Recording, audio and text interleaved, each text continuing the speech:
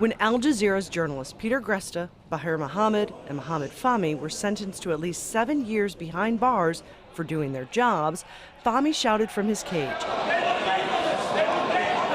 "Egypt will pay for this." Now the American media is asking the Obama administration if they will make Egypt pay a price. 3 journalists from Al Jazeera. The verdict has made big headlines in the United States, on television and in the newspapers. The powerful New York Times focusing its editorial on the unjust verdict, calling the Obama administration's response confused and disturbing. The country's most influential comedian spent an entire segment mocking the trial. Even more than the corruption of this trial, what bothers me is the laziness. At least have the decency to forge some evidence. It's not that hard. Look, oh my God, it's the reporters having an underwater terrorist conference with Bin Laden and Dr. Doom. That would be more convincing than the evidence the Egyptian court just convicted these men on. At the White House, State Department, and Pentagon all made promises that future money to Egypt will be reviewed.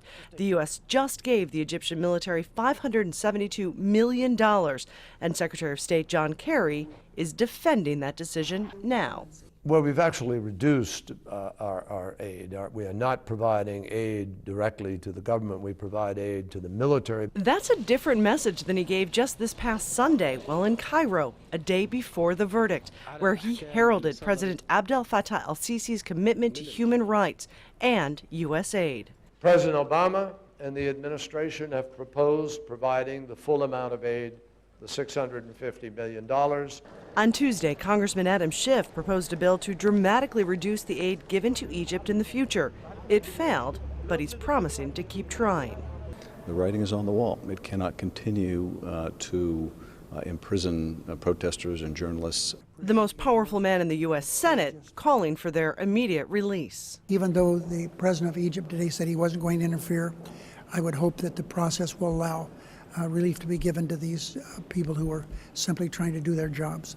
U.S. officials have made it clear they believe these 3 are paying a horrible price for doing their jobs. And now the question is being asked, will Egypt pay a price for locking them up because of it? Patty Culhane, Al Jazeera, Washington.